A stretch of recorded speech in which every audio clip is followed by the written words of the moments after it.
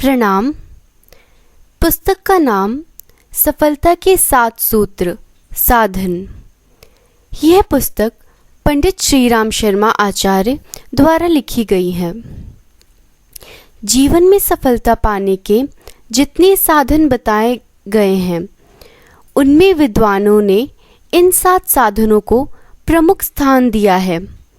परिश्रम एवं पुरुषार्थ, आत्मविश्वास एवं आत्मनिर्भरता, जिज्ञासा एवं लगन, त्याग एवं बलिदान, स्नेह एवं सहानुभूति, साहस एवं निर्भयता, प्रसन्नता एवं मानसिक संतुलन। जो मनुष्य अपने में इन 7 साधनों का समावेश कर लेता है वह किसी भी स्थिति का क्यों न हो अपनी वांछित सफलता का अवश्य वर्ण कर लेता है। सफलता के लिए क्या करें, क्या ना करें? प्रत्येक मनुष्य चाहता है कि वह जीवन में उच्च स्थान प्राप्त करे। लोग बड़ी सफलताओं के स्वप्न देखते हैं, बड़े बड़े मंसूबे बांधते हैं।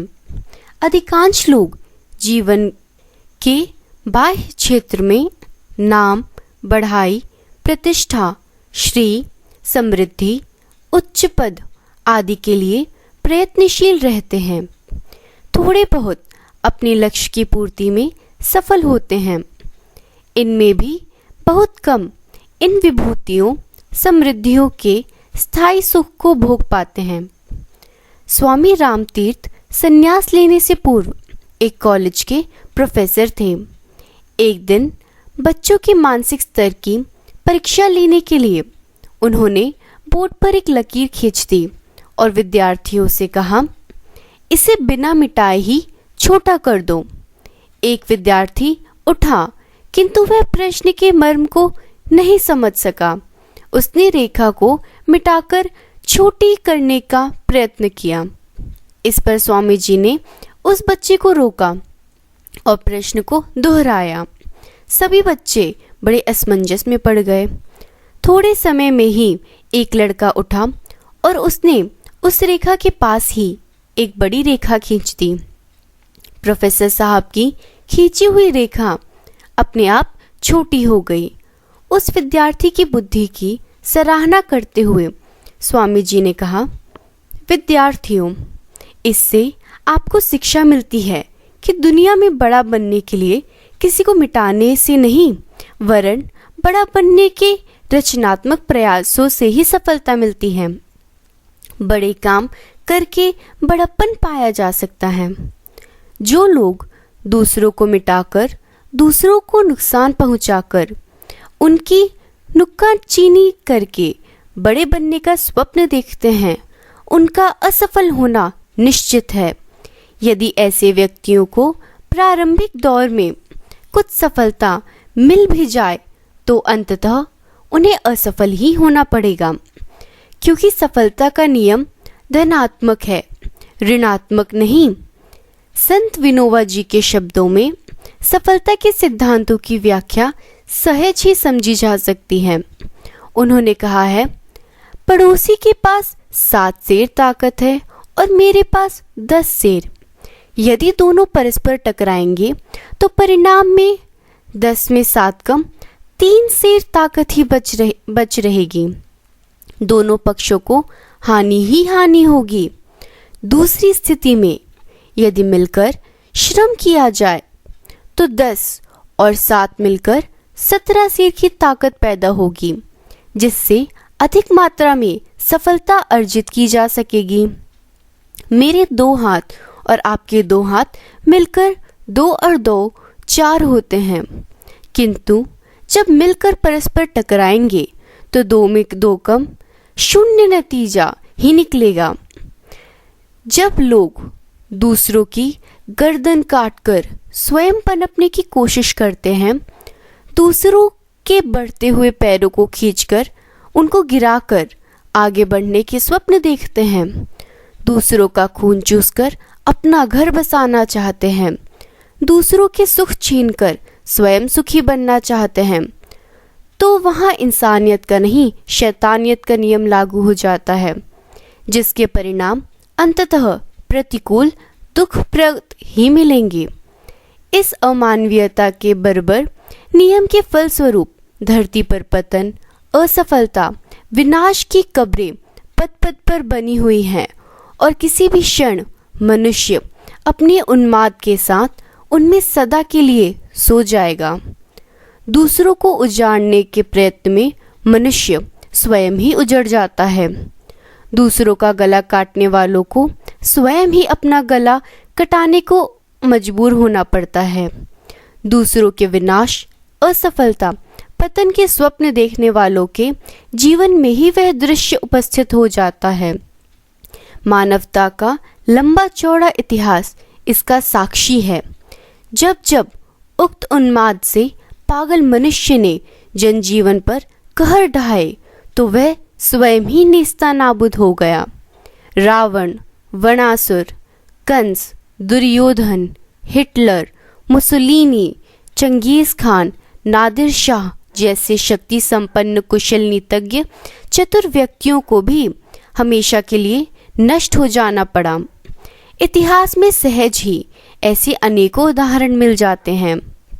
किसी भी वृक्ष को उगने के लिए प्रकृति ने मिट्टी, जल, वायु, प्रकाश आदि की पर्याप्त व्यवस्था सृष्टि में कर रखी है।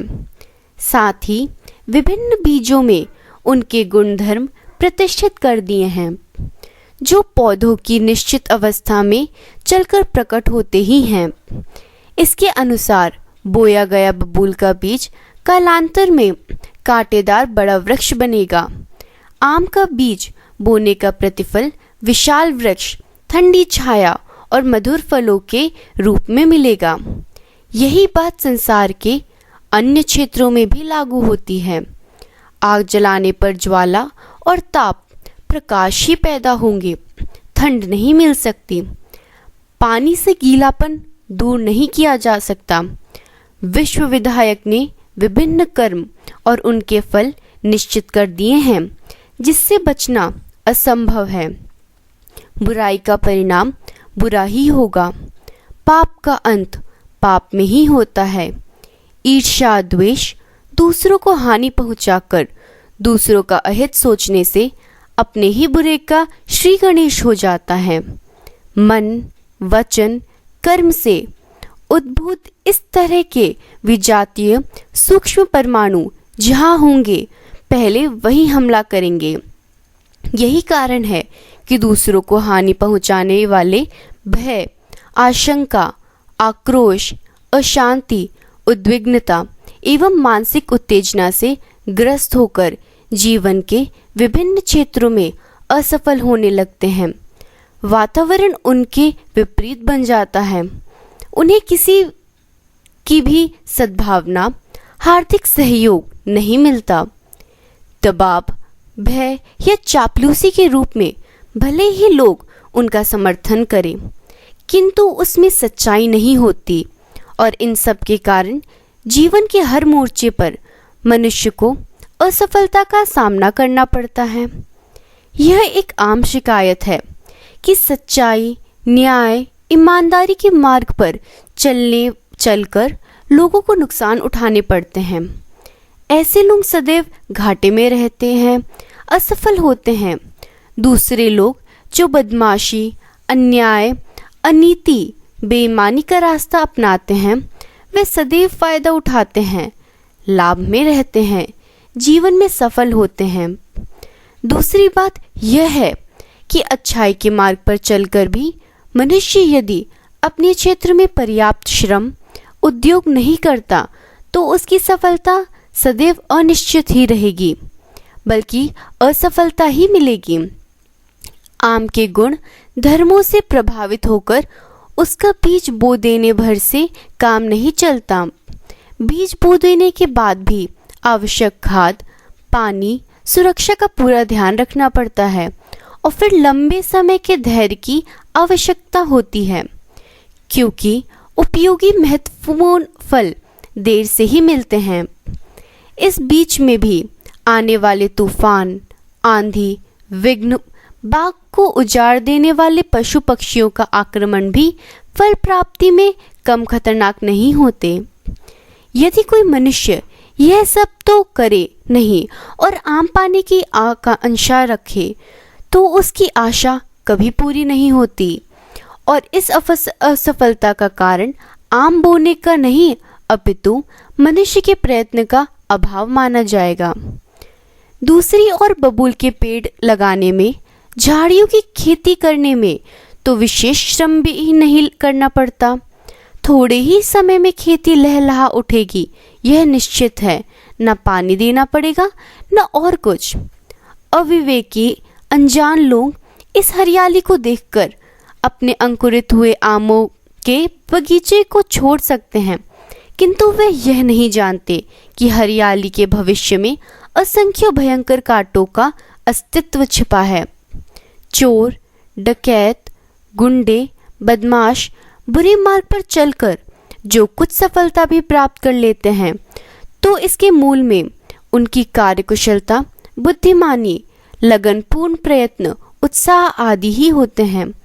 यदि अच्छे रास्ते पर चलकर इन बातों को अपनाया जाए तो सफलता और सत्परिणाम उसी तरह निश्चित है जैसे किवाड़ खोल देने पर प्रकाश का आगमन। सच्ची सफलता के लिए अच्छाई, नैतिक आदर्शों से प्रेरित होकर सबके हित में अपना हित, सबकी भलाई और उन्नति हो, ऐसे कामों में लगा रहना आवश्यक है। ऐसे लोगों को बाह्य दृष्टि से होने वाली असफलता भी उनके प्रत्येक रचनात्मक प्रयत्न में प्रत्येक कदम पर सफलता ही है। दरअसल इस मार्ग के पथिकों के कोश में तो असफलता नाम का शब्द ही नहीं होता। अपने आदर्शों के प्रति दृढ़ निष्ठावान, सर्वस्व लुटा जाने पर भी शिकायत न करने वाले ही उच्च स्वत्व के महत्व को समझते हैं। वस्तुतः बाह्य सफलता, असफलताओं की कसौटी पर आदर्शों का परखना उनके प्रति सच्ची निष्ठा, दृढ़ता का अभाव ही है। यह कसौटी सही नहीं है। सफलता की सही कसौटी। संसार में प्रायः लोग विजय, पराजय, सफलता, असफलता को स्थूल उपलब्धियों से ही नापते हैं। किसी ने किसी प्रकार धन दौलत, मान सम्मान अथवा नाम धाम पा लिया है, स्थूल बुद्धि वाले उसे सफल ही मान लेते हैं। वह यह नहीं देख पाते कि इसने जो यह वैभव विभूति प्राप्त की है उसके उपायों एवं साधनों के औचित्य पर ध्यान नहीं रखा, जबकि उपायों का अनौचित्य उसकी बहुत बड़ी नैतिक पराजय है। इसके विपरीत जो व्यक्ति ईमानदारी से प्रयत्न करते हुए भी स्थूल उपलब्धियों को संयोग अथवा अन्य हेतुवश नहीं पा सकते, उन्हें सामान्य बुद्धि वाले लोग असफल ही मानते हैं, जबकि अनुपलब्धि को स्वीकार करके भी ईमानदार प्रयत्नों में लगे रहने की सफलता उसकी बहुत बड़ी विजय है। सफलता, असफलता तथा विजय पराजय के विषय में इस प्रकार की धारणा रखने वाले व्यक्ति स्थूल दृष्टि से स्थूल उपलब्धियों को ही देख पाते हैं और उनसे ही प्रसन्न एवं प्रभावित हुआ करते हैं। ऐसे लोग पुरुषार्थ एवं कर्मशीलता का मान सम्मान करना नहीं जानते। निश्चय ही ऐसे लोग भौतिक विभूतियों के अविवेकशील भक्त होते हैं। उनकी दृष्टि में भौतिक उपलब्धियों के सिवाय मनुष्य के प्रयत्न एवं पुरुषार्थ का कोई मूल्य महत्व नहीं होता।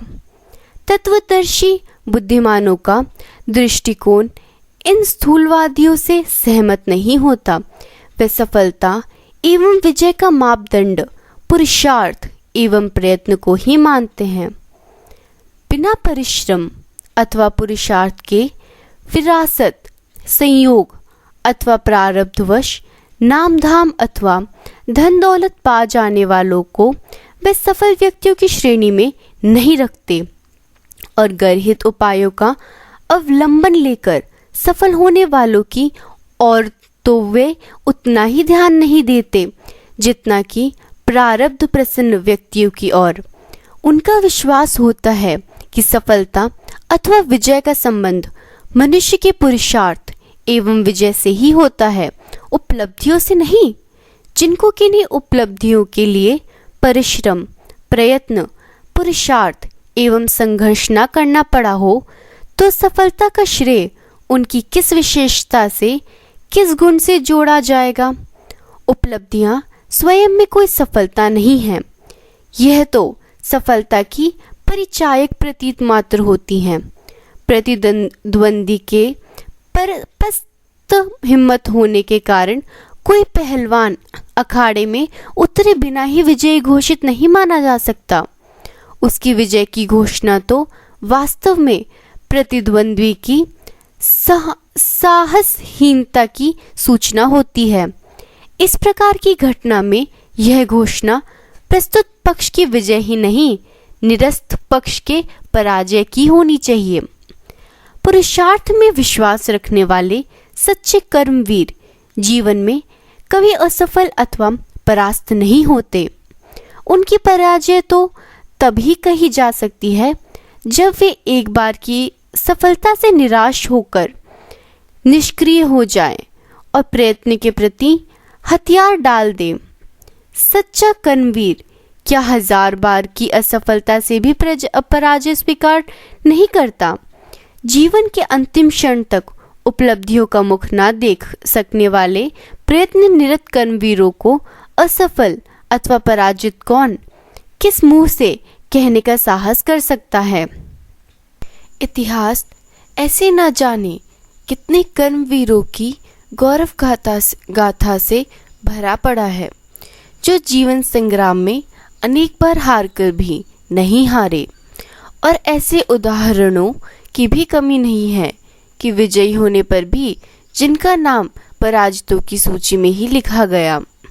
राणा प्रताप, पोरस तथा पृथ्वीराज चौहान ऐसे ही कर्मवीरों में से हैं, जो स्थूल रूप से हार कर भी नैतिक रूप से पराजित नहीं हुए।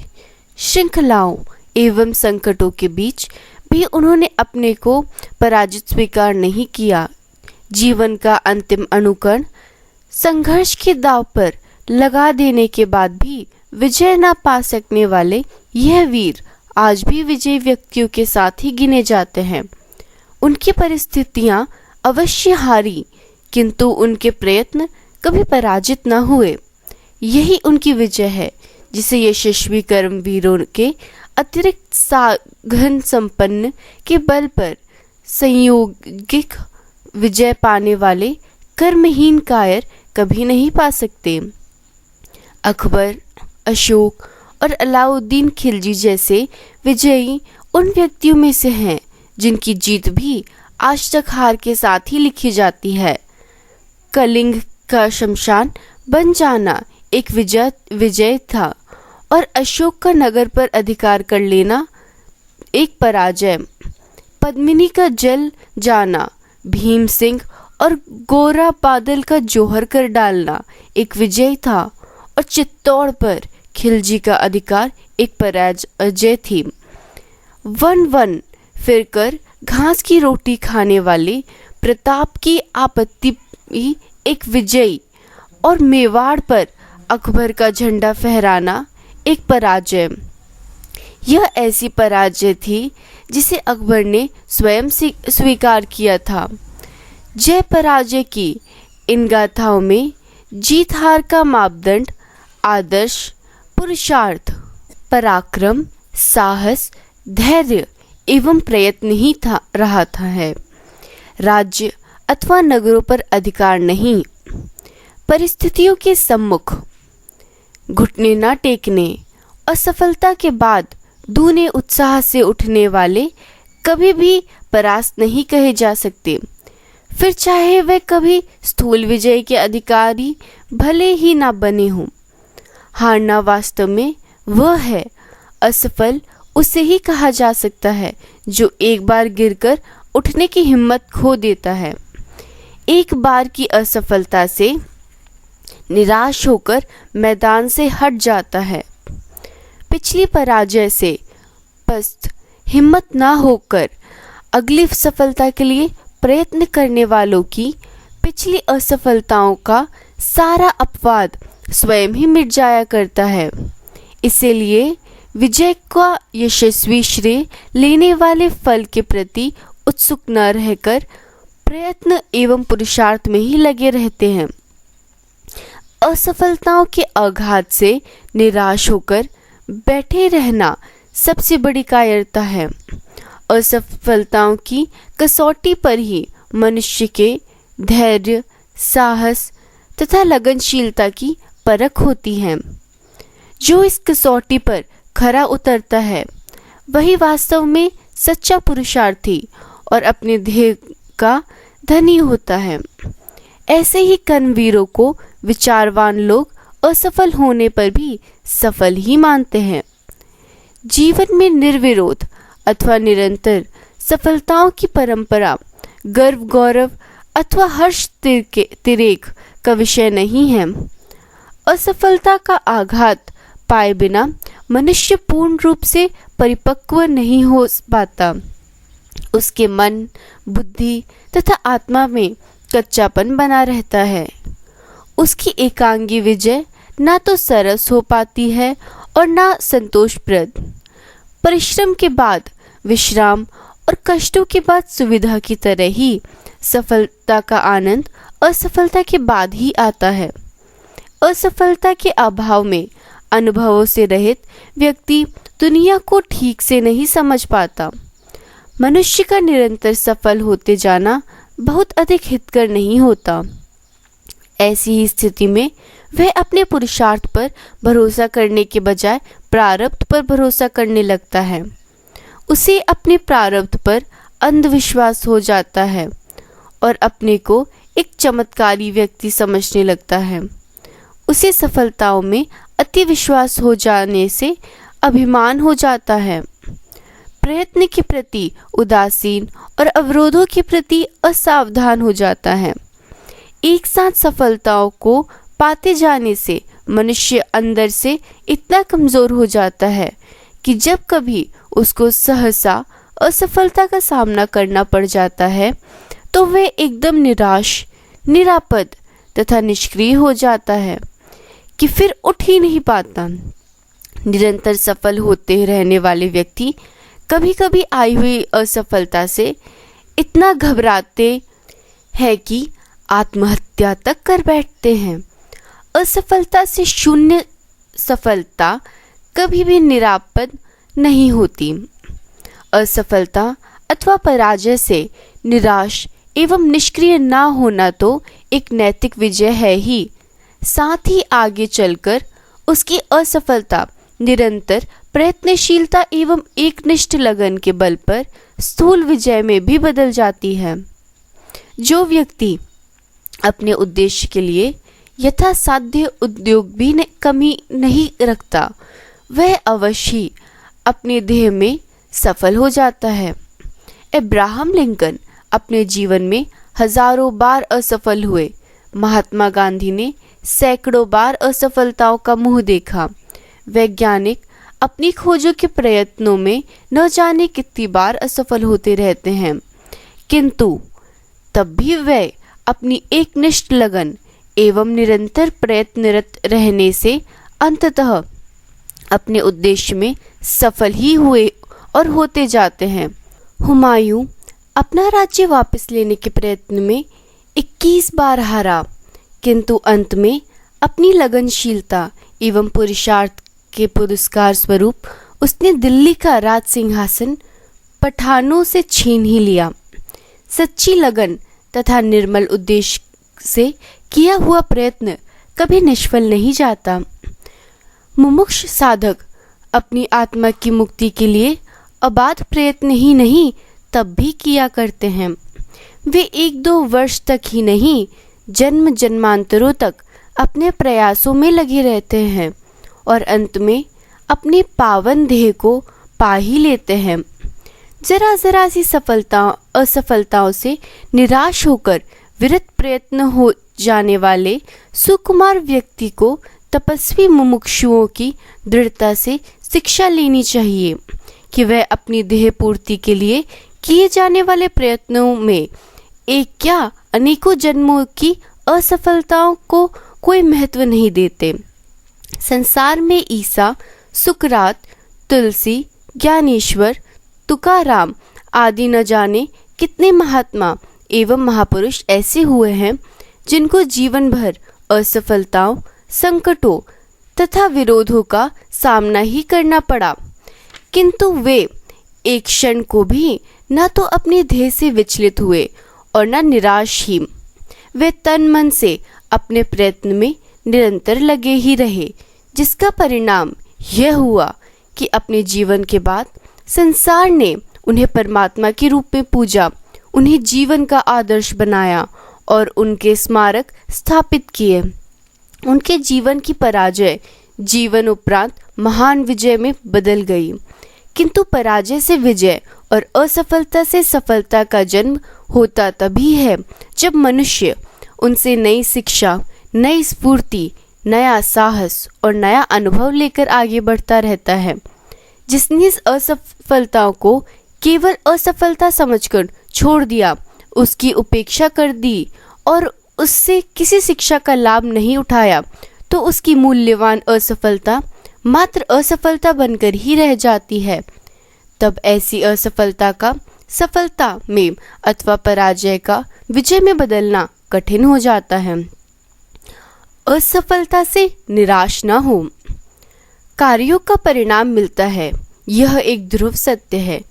कोई भी क्रिया प्रतिक्रिया से रहित नहीं है। जो कुछ किया जाता है उसका प्रतिफल भी अवश्य होता है, पर यह प्रतिफल कब, कितनी मात्रा में, कैसे होगा, उसका रूप ठीक तरह निश्चित नहीं किया जा सकता। यह बातें परिस्थितियों पर भी निर्भर रहती है। साइकिल चलाने में कितनी देर में कितनी दूर पहुंच जाएंगे, उसका एक उत्तर नहीं हो सकता, क्योंकि साथ में और भी कितनी ही बातों से इसका उत्तर संबंधित है। सड़क खराब है या अच्छी, हवा सामने की है या पीछे की, चलाने वाले का स्वास्थ्य कैसा है, साइकिल अच्छी हालत में है या खराब हालत में। इन बातों की अनुकूलता प्रतिकूलता जानकर ही यह अनुमान किया जा सकता है कि यात्रा कितनी देर में पूरी होगी। प्रयत्न और परिस्थितियाँ। हम जो सफलता चाहते हैं, जिसके लिए प्रयत्नशील हैं, वह कामना कब तक पूरी हो जाएगी, इसका उत्तर सोचने से पूर्व अन्य परिस्थितियों को भुलाया नहीं जा सकता। अपना स्वभाव, सूझबूझ, श्रमशीलता, योग्यता, दूसरों का सहयोग, सामाजिक परिस्थितियाँ, साधनों का अच्छा बुरा होना, सिर पर लदे हुए तत्कालिक उत्तरदायित्व, प्रगति की गुंजाइश, स्वास्थ्य आदि अनेक बातों से सफलता संबंधित रहती है और सब बातें सदा अपने अनुकूल ही नहीं रहती। इसीलिए केवल इसी आधार पर सफलता की आशा नहीं की जा सकती कि हमने प्रयत्न पूरा किया तो सफलता भी निश्चित रूप से नियत समय पर ही मिल जानी चाहिए। एक विद्यार्थी बहुत परिश्रमी और ठीक प्रकार पढ़ने लिखने वाला है और विद्या अध्ययन में अपनी ओर से कुछ त्रुटि नहीं रहने देता, पर परिस्थितियां यदि उसके प्रतिकूल रहती हैं तो परीक्षा फल संदिग्ध हो जाता है।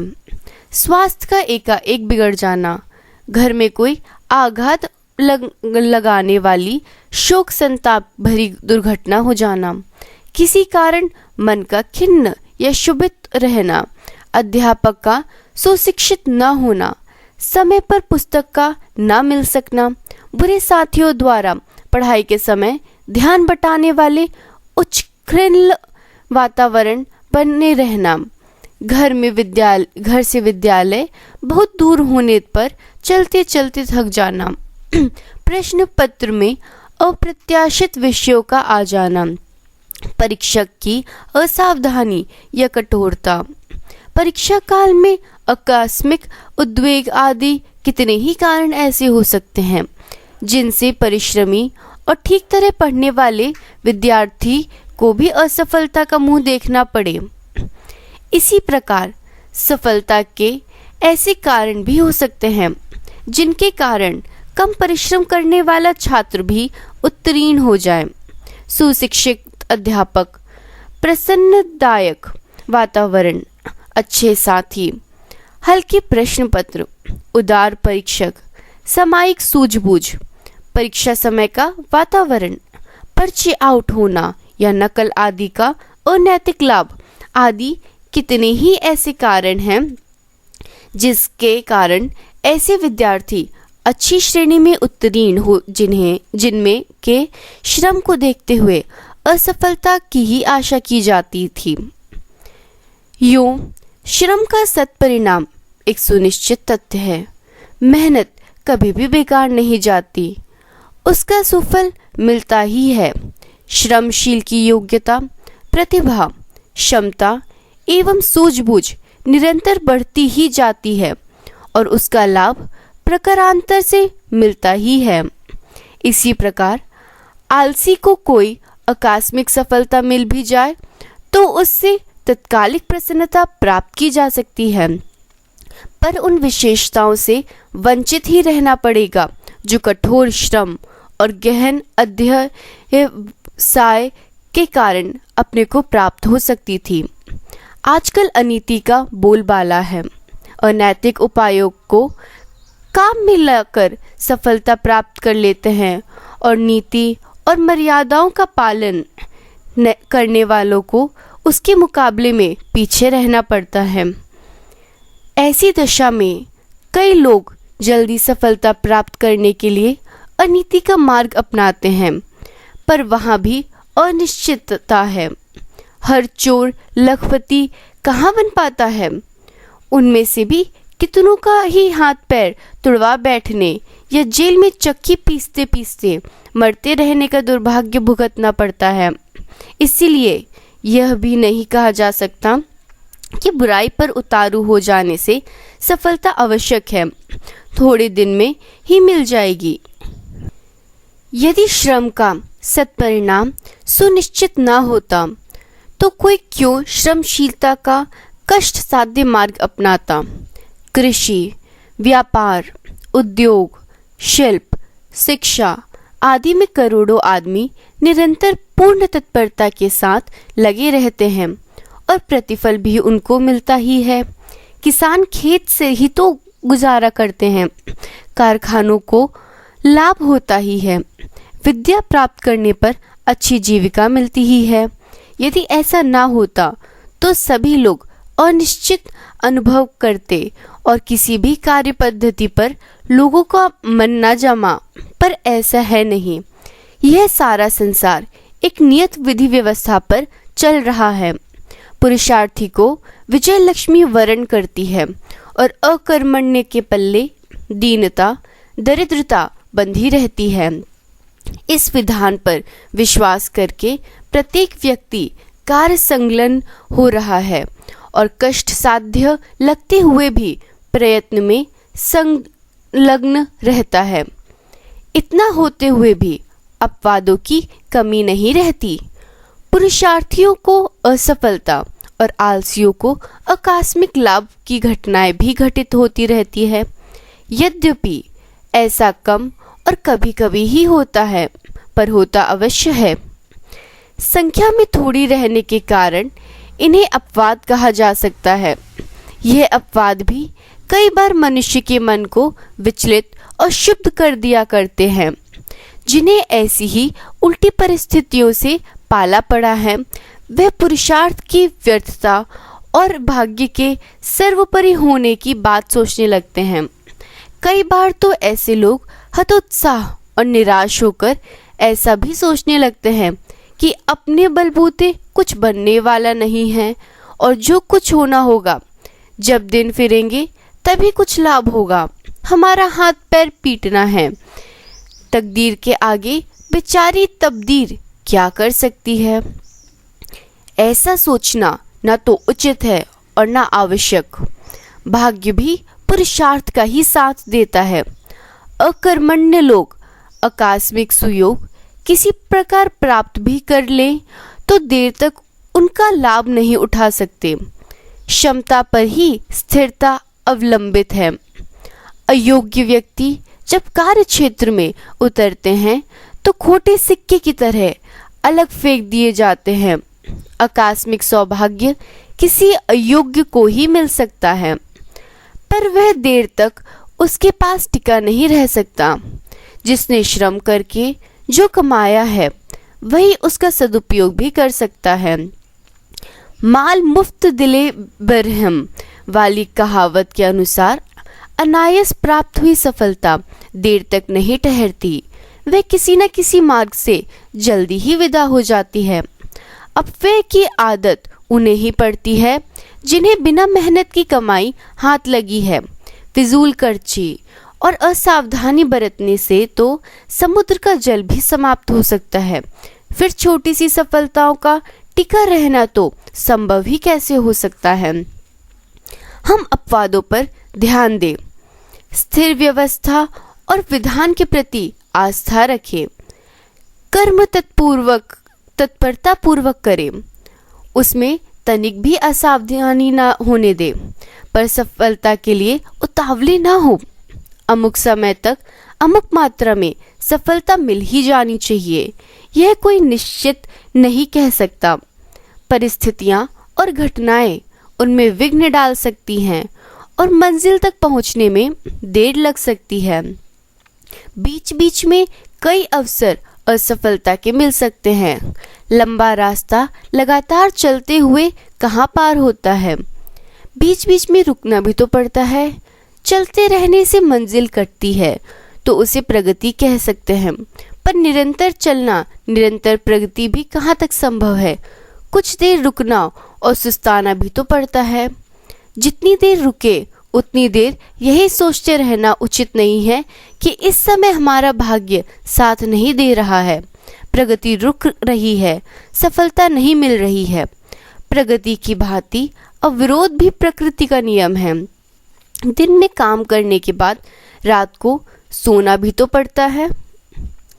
अहंकार और असावधानी पर नियंत्रण रहे। हमें प्रत्येक पग पर सफलता ही मिले यह कोई आवश्यक बात नहीं। असफलता में जो आघात लगता है उससे अधिक सावधानी बरतने और अधिक तत्परता पूर्वक श्रम करने की प्रेरणा मिलती है। भूल सुधारने का मौका भी इन्हीं झटकों से मिलता है। अन्यथा लगातार सफलता के मद में उन्मत्त व्यक्ति को बादल या मकड़ी का जाला कहलाने से भी देर नहीं लगती। लक्ष्य का सोच विचार कर नियत करना चाहिए और फिर उस पर दृढ़ता पूर्वक चलते रहना चाहिए। मनुष्य का धर्म कर्तव्य मर्म करते रहना है। इसे ना करने पर वह कर्तव्य घात के पास का भागी बनता है। इसीलिए हर व्यक्ति को बिना एक क्षण भी गवाए अपने जीवन उद्देश्य के प्रति की प्राप्ति के लिए निर्धारित कर्तव्य पथ पर चलते रहना चाहिए। यह मान्यता सर्वथा सत्य है कि सत्कर्म का परिणाम ही मिलता है। साथ ही यह भी मानकर चलना चाहिए कि हमारा हर कदम सफलता और प्रगति के लिए ही नहीं होता। कितने ही कारण इस संसार में ऐसे मौजूद रहते हैं जो प्रगति को रोकते हैं और जितनी जल्दी हम चाहते हैं उतनी जल्दी सफलता प्राप्त नहीं कर पाते। बाधाओं की मंजिल ले पार करने में जो लोग अपने धैर्य और साहस का परिचय देते हैं, घबराने और असंतुलित नहीं होते, वह ही दृढ़ चरित्र और स्वस्थ मानस कहलाने सकने के अधिकारी होते हैं। धैर्य और साहस ही तो मनुष्य की सबसे बड़ी विशेषता है।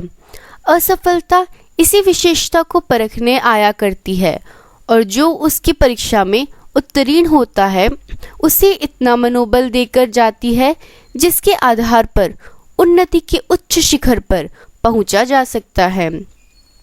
हमें सफलता के लिए शक्ति भर प्रयत्न करना चाहिए, पर असफलता के लिए भी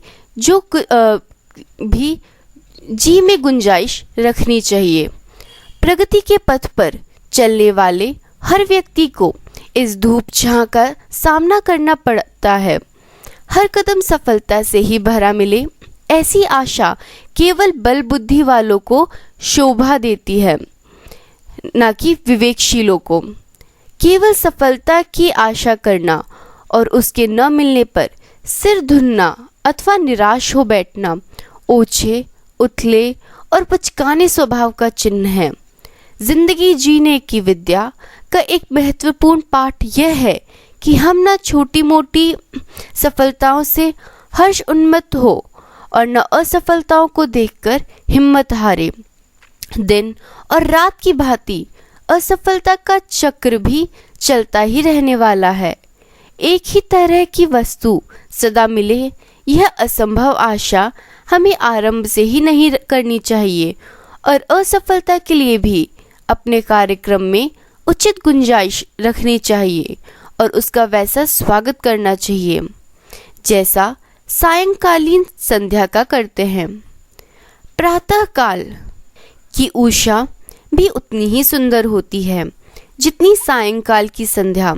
सफलताओं में सुख सुविधाओं की जैसी आशा केंद्रित रहती है, वैसे ही आत्म सुधार की, धीर वीर बनाने की प्रेरणा असफलता में भी सन्निहित है। वस्तुतः ये दोनों आपस में सगी बहनें हैं। कुशल क्षेम पूछने और परस्पर मिलने अक्सर आया करती हैं। इनके प्रेमालाप में हम बाधक क्यों बने? अपनी कर्तव्य परायणता का आतिथ्य प्रस्तुत करते हुए इन दोनों का ही उचित स्वागत क्यों न किया जाए?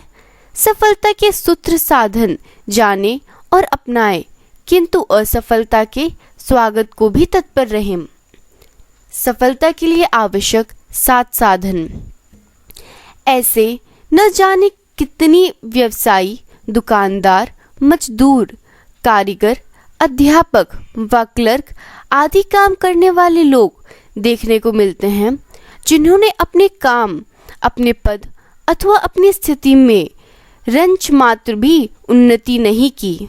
वे आज भी उसी स्थान, उसी दशा में घिस घिस करते हुए पड़े हैं जहाँ पर 10-20 साल पहले थे, जबकि बहुत से न जाने कहाँ से कहाँ पहुँच गए।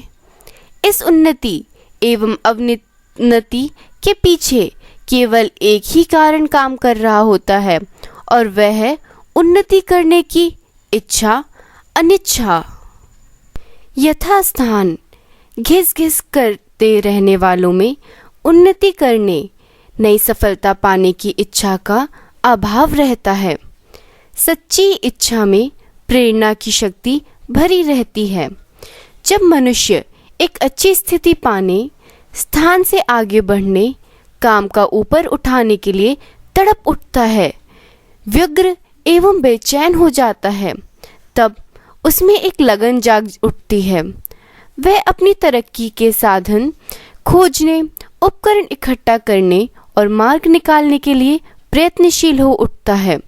सच्ची इच्छा, यथार्थ आकांक्षा से प्रेरित व्यक्ति रात दिन उठते बैठते, खाते पीते एवं व्यवहार करते समय भी अपने लक्ष्य के प्रति जागरूक रहता है। वह कहीं भी क्यों ना हो, कुछ क्यों ना करता हो, उसके लक्ष्य की तस्वीर सदैव उसके सामने रहती है। जागृत अवस्था में तो वह अपने लक्ष्य के प्रति विचार एवं क्रियाशील रहता ही है। सोते में भी लगनशील व्यक्ति अपने लक्ष्य के ही सपने देखा करता है। अपने लक्ष्य के प्रति ईमानदार व्यक्ति उसके साथ तन मन से एकाकार हो जाता है। इच्छा तथा जिज्ञासा जीवन के लक्षण हैं। जिसमें इच्छा का प्रस्फुटन होता है, जिज्ञासा एवं उत्सुकता का जन्म होता रहता है। नित्य नए कदम बढ़ाने, तरक्की करने की उत्सुकता और नित्य नई बातें सीखने, ज्ञान एवं योग्यता प्राप्त करने की जिज्ञासा जागृत होती रहती है। वह ही यथार्थ रूप में जीवित है। एक स्थान पर पड़े रहना, एक स्थिति में स्थिर रहना, एक ही दशा को स्वीकार किए रहना जड़ता का चिन्ह है। पत्थर, पहाड़ आदि जड़ वस्तुएं हैं। ये जहाँ जिस स्थिति में पड़ जाती हैं, पड़ी रहती हैं। इनमें जीवन तत्व का सर्वथा अभाव होता है। पेड़ पौधे आदि युव चेतना की तुलना में जड़ ही माने जाते हैं, पर उनमें जीवन तत्व का अभाव नहीं होता। यद्यपि वे एक स्थान से उठकर दूसरे स्थान पर स्वयं नहीं जा सकते, तब भी दिन दिन बढ़ते और विकास करते रहते हैं। नए नए फूल फल उगाते रहते हैं। पशु यद्यपि चेतन श्रेणी में माने गए हैं, तथापि वे मानसिक रूप से जड़ ही होते हैं।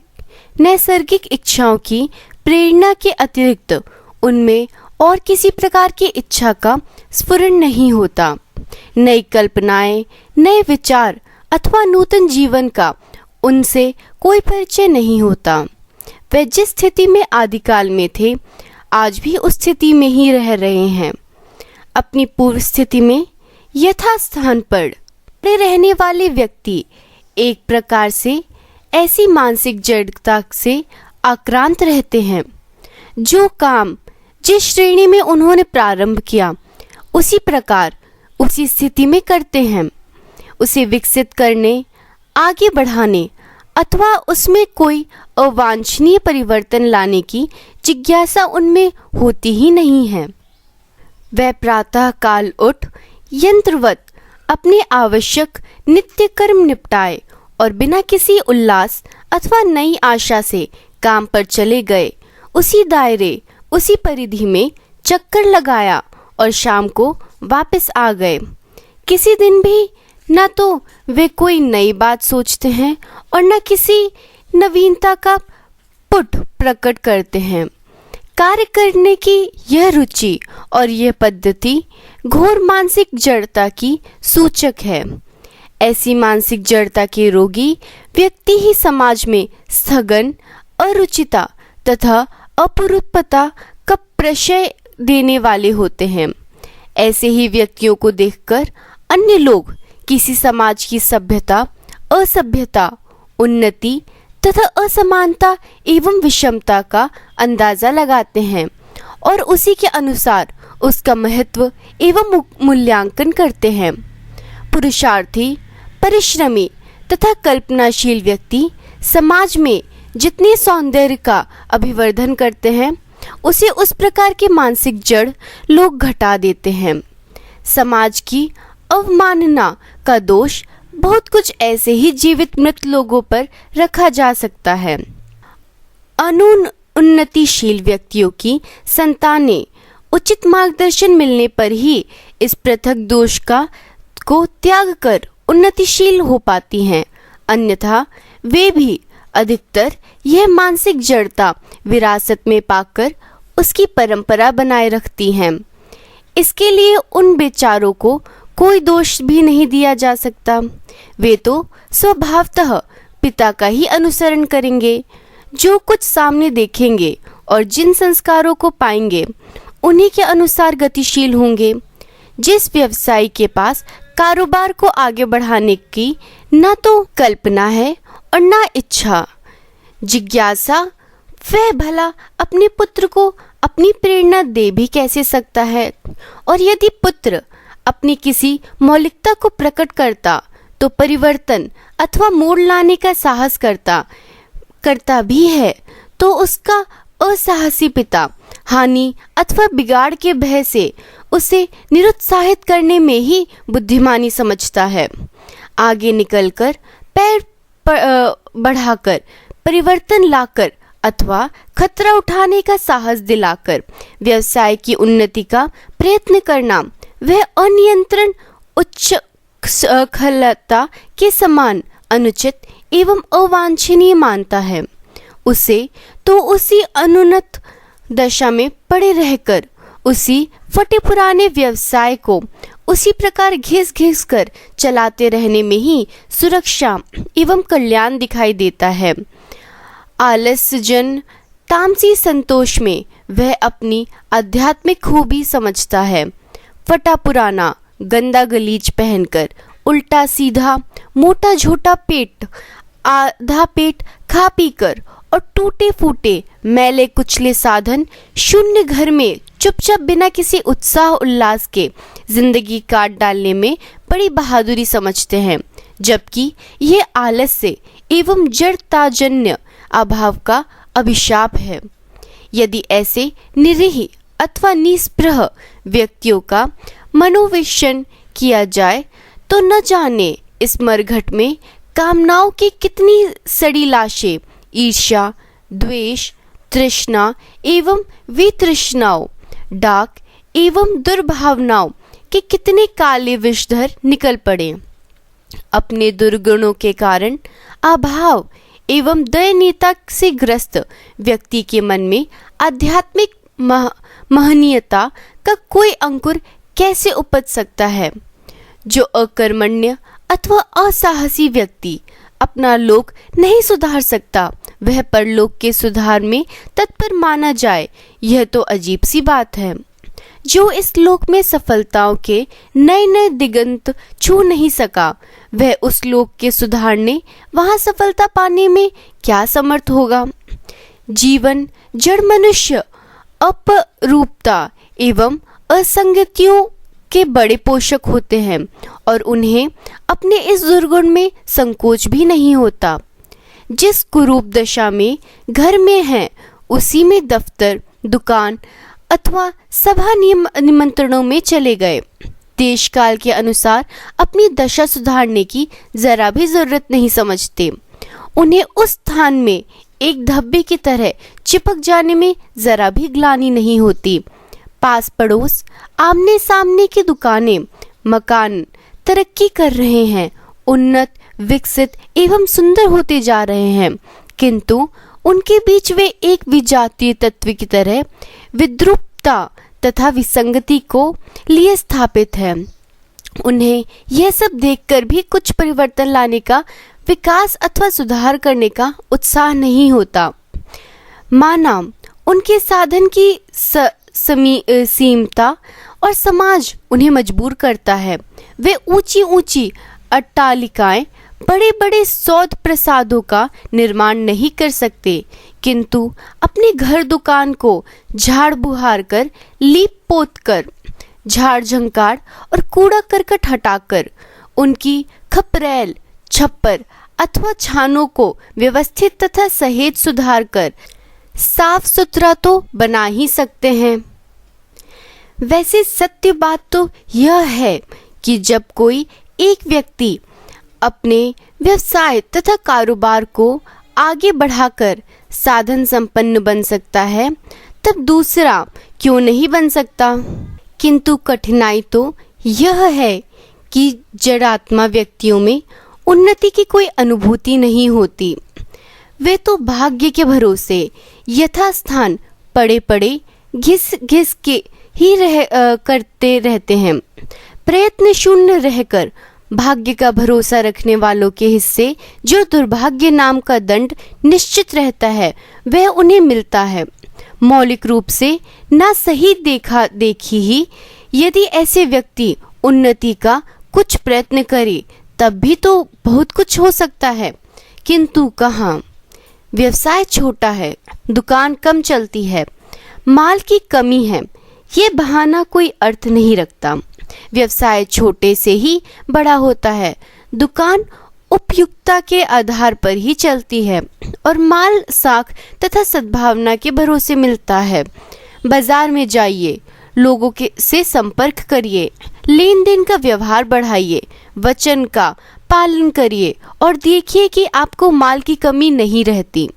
दुकान समय से खोलिए, अच्छा और खरा माल रखिए, उचित दाम लीजिए और ग्राहकों से मृदु विनम्र व्यवहार कीजिए। खुद साफ रहिए, दुकान की हर चीज साफ रखिए, आकर्षक ढंग से सजा कर रखिए और वह चीजें अवश्य रखिए जिनकी मांग रहती है, और तब देखिए कि आपकी दुकान चलती है या नहीं। आपके पास जो कुछ है लोग वही खरीदें, अथवा आप जो बेचना चाहें लोग वही खरीदें, तो यह नीति उल्टी है। आप वह चीज रखिए जिनकी लोगों को जरूरत है और वह बेचिए जिन्हें ग्राहक खरीदना चाहें। ग्राहकों की आवश्यकता एवं रुचि के साथ साम्य रखने वाला दुकानदार सफल और उनसे वैषम्य रखने वाला निश्चित रूप से असफल होता है। इसी प्रकार मजदूर, अध्यापक अथवा क्लर्क के विषय में भी यही बात है। बिना उन्नति की जिज्ञासा जगाए तरक्की नहीं हो सकती। मजदूर को चाहिए कि वह ठेले की तरह ढोने के काम में ही संतुष्ट न रहे, अपने काम को इतनी रुचि, तत्परता तथा सावधानी के साथ करे कि स्पष्ट झलकने लगे कि यह काम पूरे मनोयोग से किया गया है। माल को ठीक से उठाना, यथास्थान ठीक से रखना, कम से कम जगह में अधिक से अधिक माल सजा देना, बिना टोके और बिना रोके समय से अपना पूरा काम करना, मजदूर के वह गुण हैं जो उससे मेट बनवा सकते हैं, मजदूरों को ठेकेदार कर सकते हैं, वेतन तथा पद वृद्धि कर सकते हैं। तात्पर्य यह है कि इच्छित सफलताएं प्राप्त कर सकते हैं। प्राइमरी का एक मिडिल पास अध्यापक ट्रेनिंग करके अपनी पदोन्नति कर सकता है। एंट्रेंस, FAB तथा MA पास करके विद्यार्थियों व कॉलेजों में जा सकता है। 1 से 2 विषयों में अधिकार प्राप्त कर अपनी योग्यता बढ़ा सकता है। अपने विषय में पूर्णता प्राप्त कर दूसरों की दृष्टि में ऊपर उठ सकता है।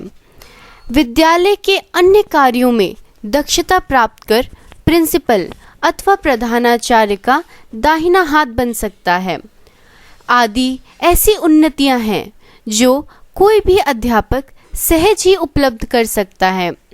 क्लर्क जैसी सीमित स्थान में भी उन्नति कर सकने की कुछ कम संभावनाएं नहीं हैं। साधारण क्लर्क टाइप सीखकर उपयोगिता बढ़ा सकता है। अपने काउंटर से अतिरिक्त अन्य स्थानों का काम सीखकर अपना विस्तार कर सकता है। चिट्ठी पत्री, जानकारी, सूचना, नियमों तथा विषयों में निपुणता प्राप्त कर अपने अधिकारियों को निर्भर कर सकता है। तात्पर्य यह है कि उन्नति एवं सफलताओं का आधार कोई स्थान, पद अथवा अवसर नहीं है। उसका आधार है जिज्ञासा, इच्छा, नवीनता तथा अखंड परिश्रम एवं लगन। यथास्थान पड़े पड़े घिस घिस करते रहना जड़ता का लक्षण है। अपनी उन्नति का प्रयत्न न करना न केवल अपने साथ ही बल्कि पुत्रों तथा समाज के साथ भी अन्याय करना है। समाज की शोभा, उसकी सफलता एवं संपन्नता हमारी उन्नति एवं विकास पर निर्भर है। अस्तु हम आज जहाँ पर पड़े हैं वहाँ से आगे उठने में तन मन धन भर कोई कसर उठा नहीं रखनी चाहिए। सफलता निश्चय ही हमारे चरण चूमेगी। 7 साधन। जीवन में सफलता पाने के जितने साधन बतलाए गए हैं उनमें विद्वानों ने 7 साधनों को प्रमुख स्थान दिया है। जो मनुष्य अपने में इन 7 साधनों का समावेश कर लेते हैं वह किसी भी स्थिति का क्यों न हो अपनी वांछित सफलता का अवश्य वर्ण कर लेता है।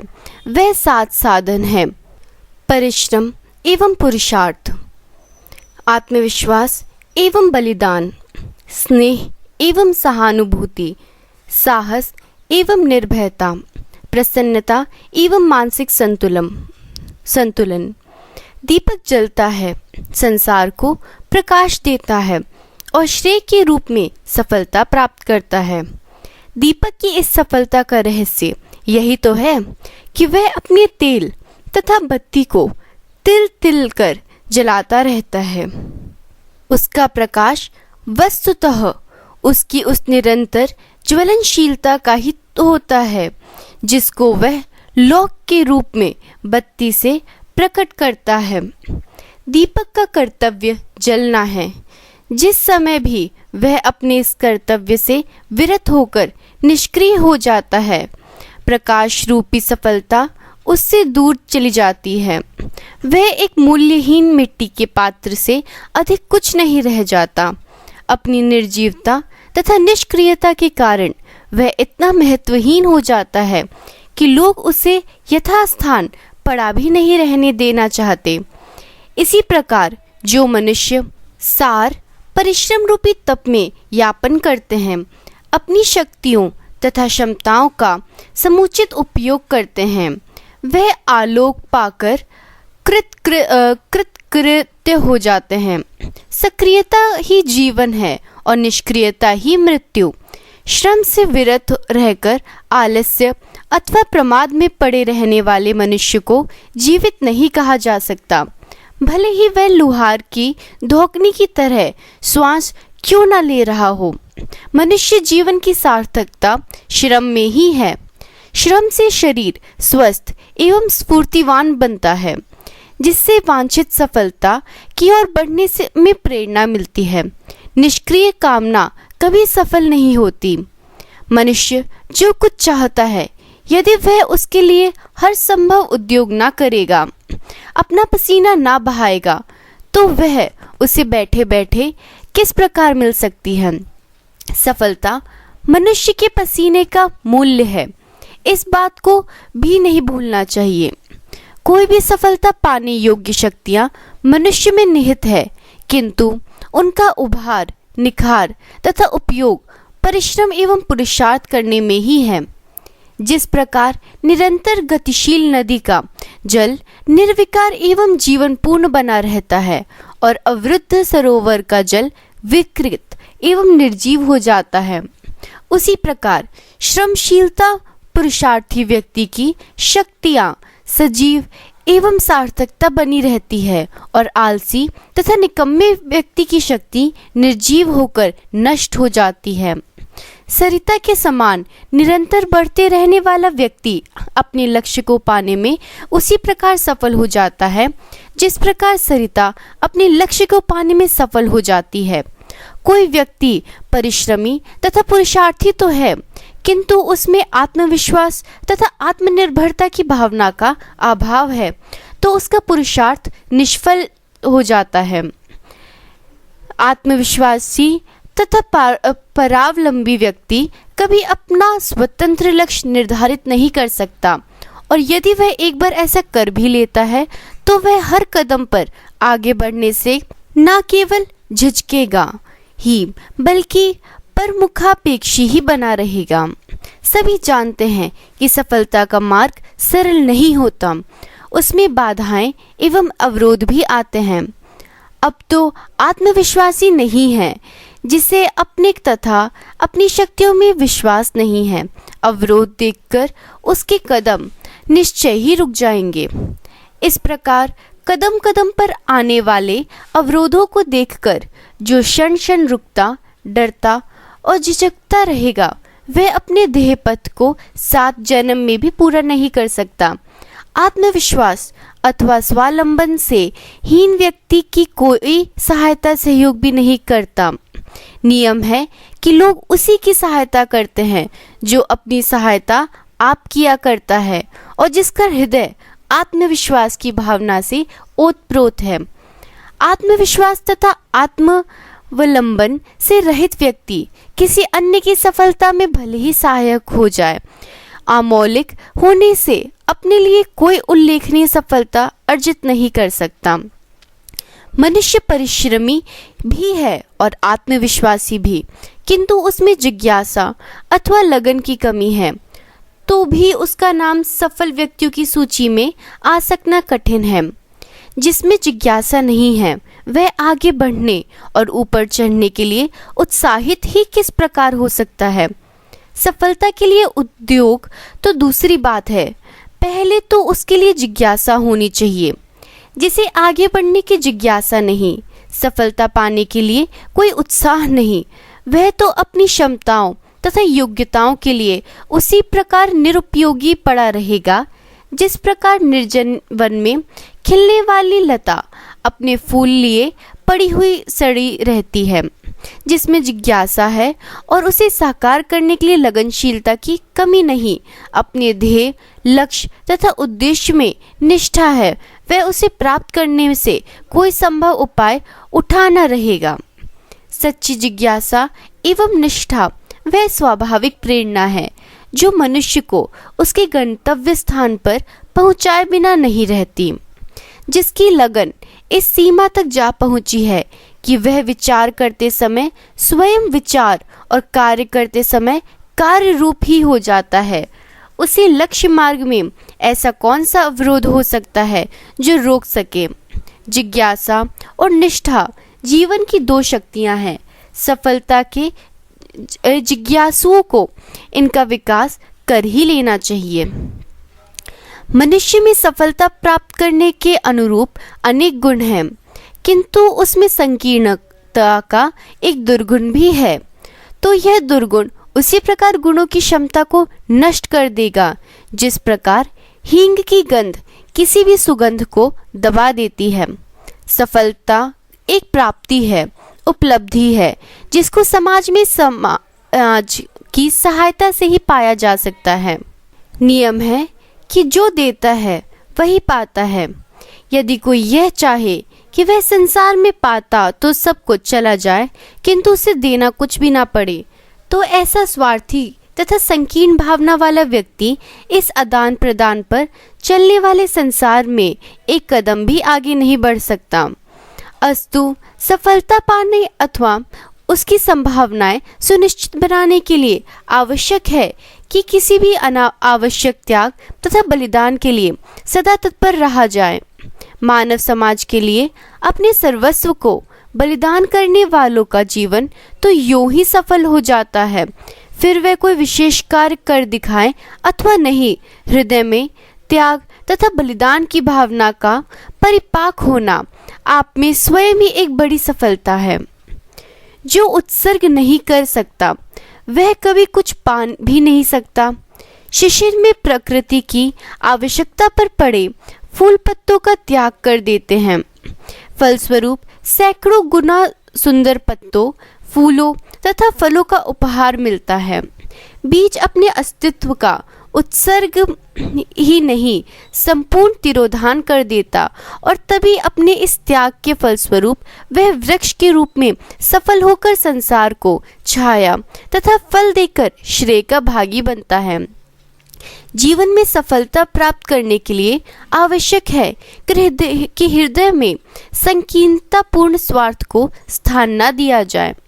संसार में एक से बढ़कर एक धन कुबेर, विजयी तथा विद्वान व बलवान हुए हैं और उन्होंने ऐसे काम भी कर दिखाए हैं जो इतिहास में स्मरणीय है, किंतु अनेक मानों में वे असफल ही रहे हैं। जिसने स्वार्थ, शोषण तथा अनुचित उपायों से धन कमाया है, हजारों लाखों का रक्त बहाकर विजय प्राप्त की है, शासन स्थापित कर मनुष्यों को सताकर और धन बढ़ाकर शोषण की क्रूरता करते रहने वाले विजयी अथवा धनवान व्यक्ति किसी प्रकार भी सफल नहीं माने जा सकते, फिर वे क्यों ना ऐतिहासिक स्थिति तक उठ गए हों। जिस व्यक्ति को लोगों ने घृणा से याद किया, जिसे इतिहास के काले पृष्ठों पर लिखा गया, वह समस्त संसार का स्वामी होने पर भी असफल व्यक्ति ही कहा जाएगा। सफलता अथवा उसके प्रयत्न में यदि स्नेह तथा सहानुभूति का समावेश न किया जाएगा तो वह या तो असफलता में बदल जाएगी अथवा प्राप्त ही नहीं होगी। जो क्रूर, कठोर तथा असंवेदनशील है, उसके यह दोष ही उसके मार्ग में कांटे बनकर बिखर जाएंगे। उन्नति तथा विकार की ओर चलने के इच्छुक को स्नेह तथा सहानुभूति को हृदय में स्थान देना आवश्यक है, जिससे कि प्रतिदान में वह भी स्नेह सहानुभूति पाता रहे और उसका पथ अवरोध होता रहे। अपने गुणों के आधार पर श्रेय पथ पर बढ़ने वाला व्यक्ति में यदि निर्भयता की कमी है तो समझ लेना चाहिए कि वह अपने लक्ष्य तक न पहुंच सकेगा। भीरू व्यक्ति में आगे बढ़ने का साहस ही नहीं होता। वह पग पग पर आपत्तियों तथा कठिनाइयों की शंका करता रहेगा। सफलता के मार्ग पर असफलता का भय अस्वाभाविक नहीं है। भीरू व्यक्ति इसी अज्ञात अथवा असंभाव्य असफलता के कारण अपना अभियान ही आरंभ ना करेगा, जिस श्रेय का आरंभ ही ना होगा, उसका परिणाम आ भी किस प्रकार सकता है। संसार में दुष्टों तथा खलों की कमी भी नहीं है। वे स्वभावतः ही बढ़ते हुए इस व्यक्ति के मार्ग में अवरोध तथा विरोध बनकर खड़े हो जाते हैं। ऐसे समय में दुष्टों तथा खलों से निपटने के लिए उस साहस की आवश्यकता होती है जो भीरू व्यक्ति में नहीं होती। असफलता अथवा अवरोध से भयभीत रहने वाला व्यक्ति जीवन में कभी भी सफलता नहीं पा सकता। सफलता अथवा श्रेय पथ का दूसरा छोर पाने के लिए आवश्यक है कि मनुष्य अपने में निर्भयता का विकास करे, अन्यथा उसका भय उसे मैदान छोड़कर भागने के लिए किसी समय भी विवश कर सकता है। सफलता पाने के लिए प्रसन्नता की उतनी ही आवश्यकता है जितनी शरीर यात्रा के लिए जीवन की। अप्रसन्न चेता व्यक्ति एक प्रकार से निर्जीव ही होता है। जो फूल मुरझाए रहते हैं उन्हें जीवित नहीं कहा जा सकता। अप्रसन्न चेता व्यक्ति को विषाद तथा निराश का क्षय रोग लग जाता है, जिससे उसका सारा उत्साह नष्ट हो जाता है। सफलता के पथ पर आए अवरोधों तथा विरोधों का सामना करने का साहस भी हो और संभल भी, किंतु हृदय में निर्मलता का अभाव हो तो क्या वह व्यक्ति अपने ध्येय में सफल हो सकता है? एक छोटी सी असफलता, एक रंजक विरोध आ जाने पर वह छुई मुई की तरह मुरझाकर निराश तथा हताश हो जाएगा। तब भला इस प्रकार के निम्न स्वभाव वाला व्यक्ति सफलता के महान पथ पर किस प्रकार आरूढ़ हो सकता है? मानसिक संतुलन प्रसन्नता के अधीन रहा करता है। अप्रसन्नता की स्थिति में मनुष्य का संतुलन असंभव है और असंतुलन निश्चित रूप से असफलता की जननी है। इस प्रकार सफलता के आकांक्षी व्यक्ति को चाहिए कि वह श्रेय पाने के लिए सफलता के इन साधनों का अभ्यास एवं विकास करते हुए अपने पथ पर बढ़े। उन्हें सफलता मिलेगी और अवश्य मिलेगी।